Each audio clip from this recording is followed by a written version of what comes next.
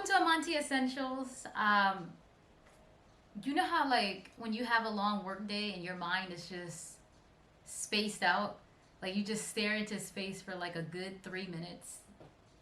No? Alright, that just happens to me. Alright, anyway. So now we're going to examine the world and the mind of a psychopath. And before we get into it, please like, subscribe if you're not subscribed, hit that notification bell, share these videos because there are plenty more videos coming out that are just like this. So if you're into mental stuff, if you're into health, I am reading a whole bunch of books. I want to do commentaries, talk to you guys about it, and then also put it in layman's terms. So if you like that stuff, then what's the problem? All right, so let's get into it. So I know that I said I was going to do a 4-part series. I can't do that because there's so much information in this book. And so basically, it's just like, we're just going to go with the flow. But we do that at T's in the T Squad. So we're going to go with the flow like T, okay? And just break it down, you know, so that I could put it into layman's terms and everything. And we could just have this dialogue going because I think this is very important for some reason. It's important to somebody, okay? So chapter 1 is called Scorpio Rising. And if anybody knows about astrology as much as I do, Scorpios appear cold, but they're really emotional inside.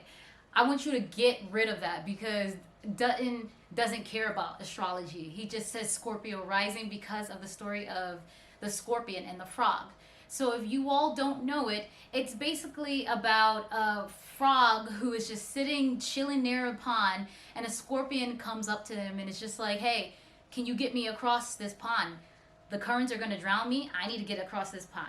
Can you help me? And the frog's like, no, why should I trust you? And then the scorpion's just like, why wouldn't you trust me? If I sting you, then we're both going to die and drown. So why would I do that? It's stupid. So the frog's like, all right. I'm a good being, so I'm going to help you. So they get to the middle of the pond and all of a sudden the scorpion does what? It stings the frog. And the frog's like, you fool. Why would you do this to me? Now we're both gonna die, you fool. And then the scorpion's just like, well, you know, if you trust a scorpion, you gotta trust that it might sting you. So that's basically what this story is about. That's why it's called Scorpio Rising, and it has nothing to do with the ascendant in Scorpio. So let's start with, just nothing but a serial killer. One of the most infamous serial killers in U.S. history, John Wayne Gacy. So if anybody does not know who John Wayne Gacy is, I'm going to refresh your memory. John Wayne Gacy was an American serial killer and a sex offender, and also known as the Killer Clown. Because basically what he would do was he would regularly perform at children's hospitals and different charitable events and dress himself up as Pogo the Clown or Patches the Clown. And these were basically personas that he had devised in order to seem like a good Samaritan. He also was very active in his local community, and he was actually a precinct captain in his local Democratic Party. So he was a good Samaritan all around, but he was a Samaritan that assaulted and murdered at least 33 young men and boys. So there you go. So John Wayne Gacy did what any serial killer would do after they raped and murdered young men and children, or any person in general. They buried them or stuffed them into a crawl space. That's why there's so many creepypasta stories about crawl spaces. So after everything, he literally said that he was only guilty of holding an illegal cemetery. So his execution date, so naturally they were just like, hey, you're not fit for society, you're not even fit to live. We're gonna execute you. So in 1994, he ended up getting executed by the way of injection.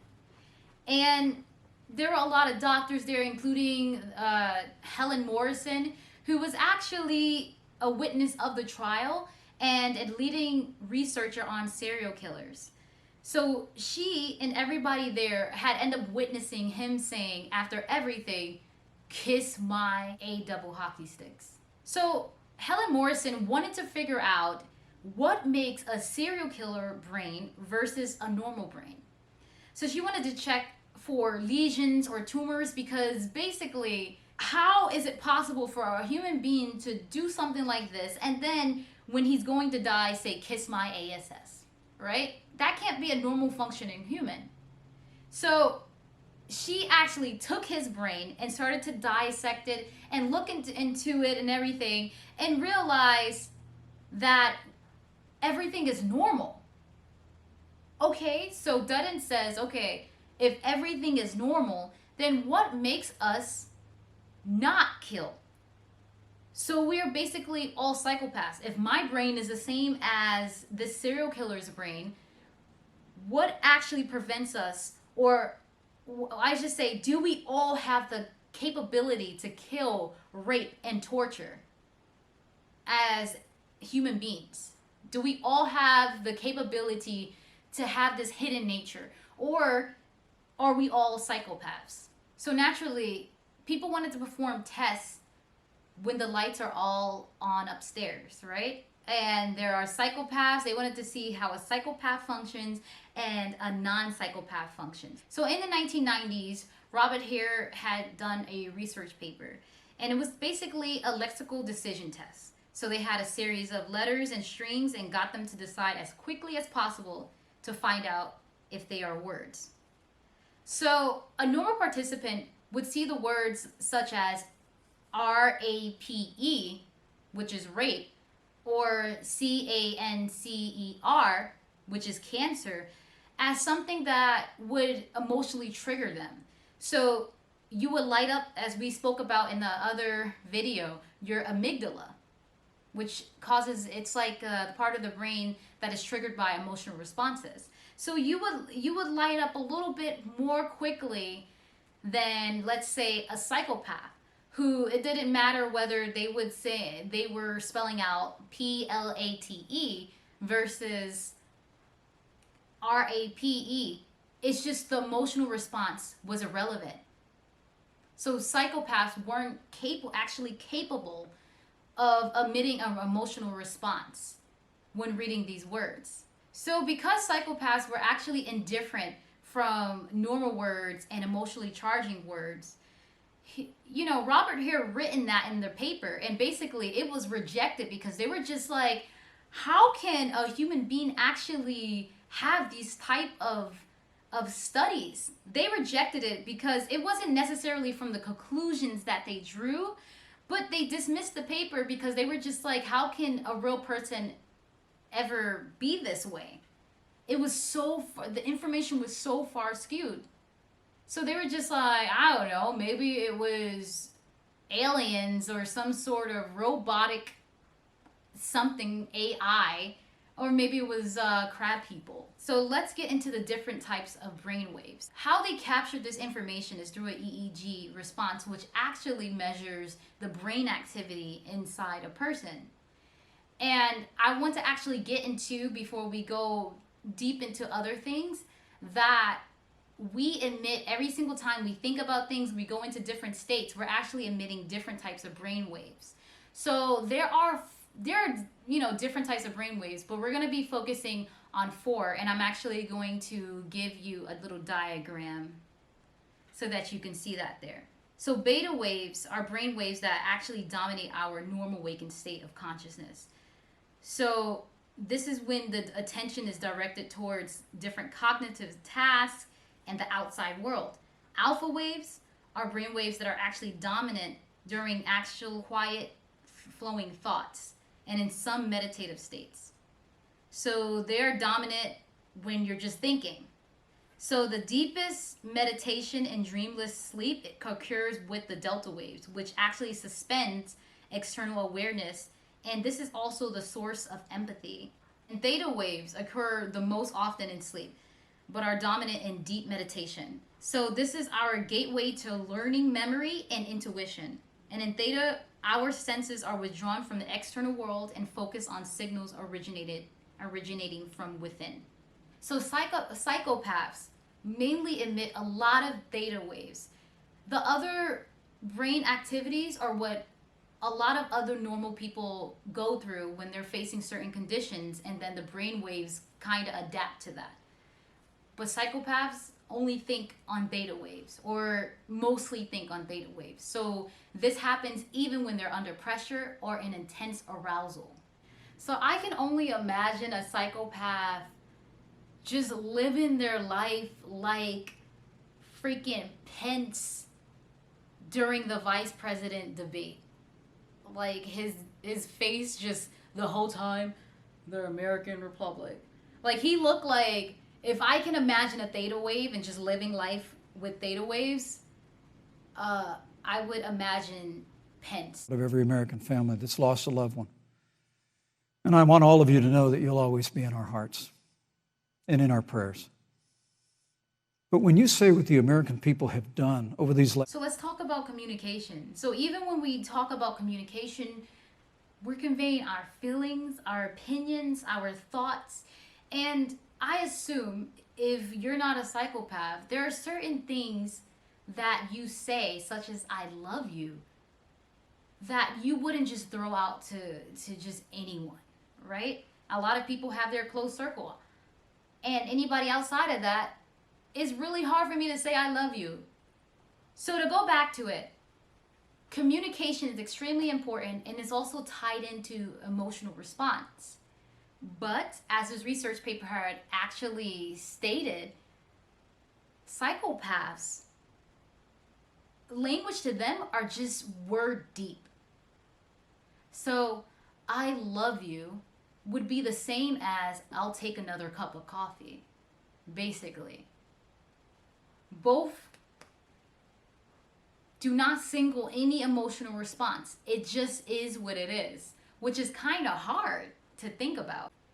So if it's the nature to get stung by a psychopath, why do psychopaths and serial killers and different people, like the high profile people, why do they fascinate us? Why are we so driven to them, to watch them on ID Discovery and freaking motherfudging murder porn? Why do we do this to us, ourselves? Why do we do this to ourselves?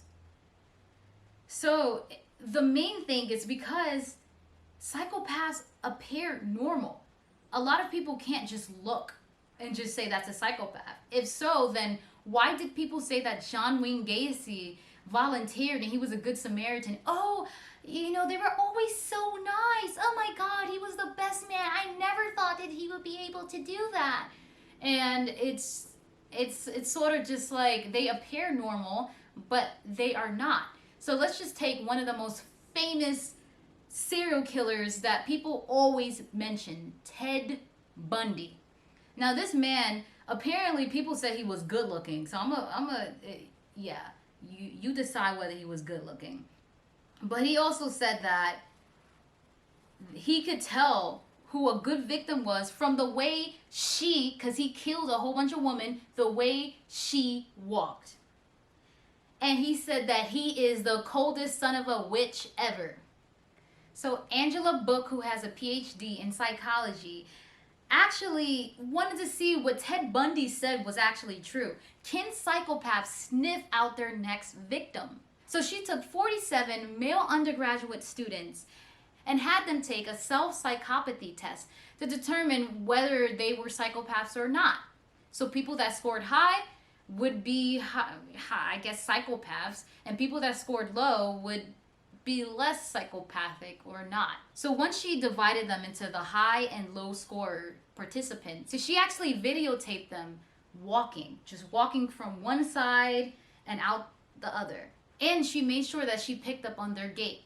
She had them complete a standard demographic questionnaire, which questioned whether they ever been victimized in the past, and if yes, how often has victimization occurred? So she had shown 12 gaits to the rest of the 47 people, general people. So both the psychopath people and the less or non-psychopathic people. She had those 47 people rate whether those 12 people were more likely to be victims or less likely to be victims.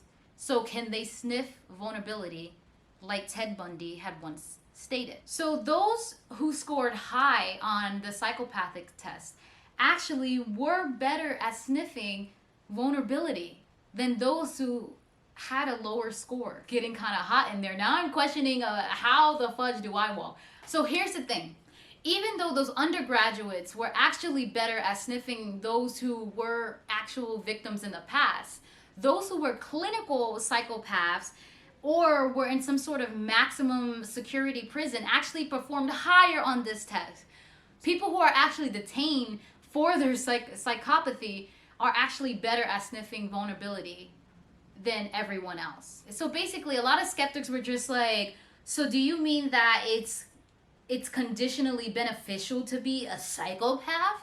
You mean that being a psychopath is good because you could sniff vulnerability like a freaking dog? And Dutton definitely says that, you know, John Wayne Gacy, Ted Bundy, all of those serial killers definitely do give psychopaths a bad rap. So like Dutton, many psychologists actually say that the fate of a psychopath is not determined from when they're born, but it depends on their family history, their genes, their education and opportunities that are around them, their intellectual capabilities, and even how they may interact. So as we know now, a lot of psychopaths have these type of qualities, like a grandiose sense of self-worth, you know, narcissistic, ruthlessness, persuasiveness, a superficial charm. They're able to manipulate people, so they're very manipulative. They lack remorse on top of that.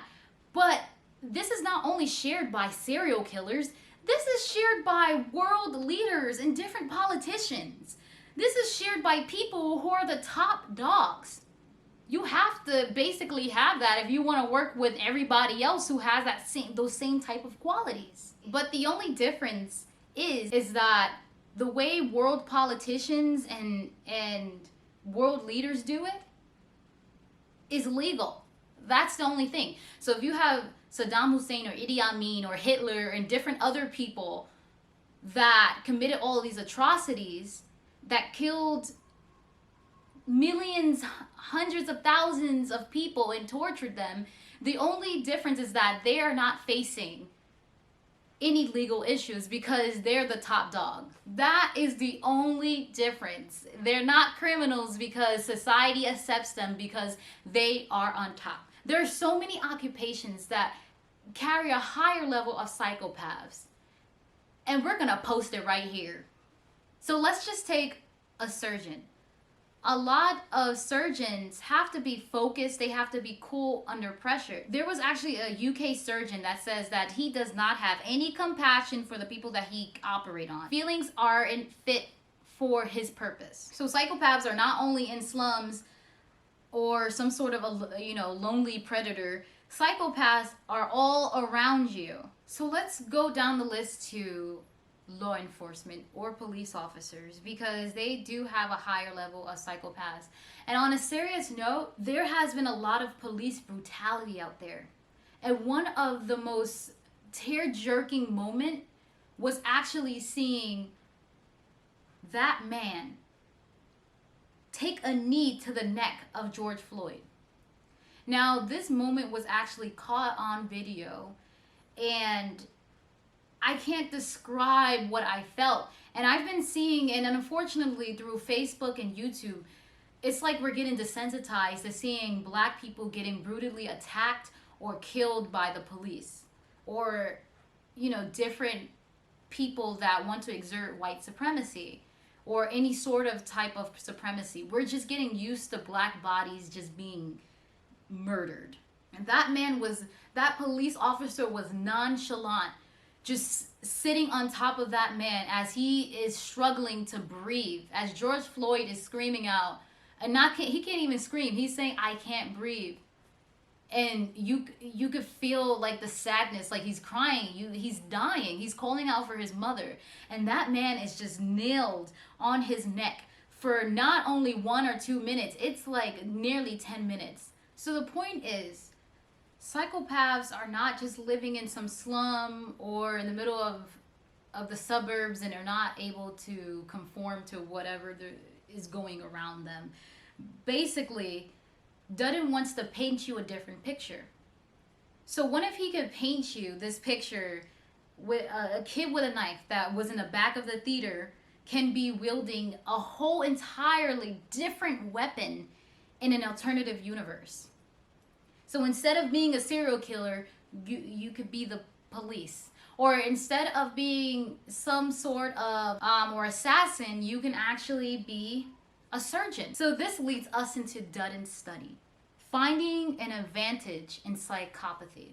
Now, I know it looks like we found an advantage, but we're gonna go deeper. So he actually had 30 undergraduate students. Half scored high on the psychopathy test, and half of them actually scored a little low. He had them sit and observe different associates walk from one side of the classroom and out the door. So here's the catch. He actually had 5 of the associates that were walk as if nothing was happening. But he gave one person a red handkerchief.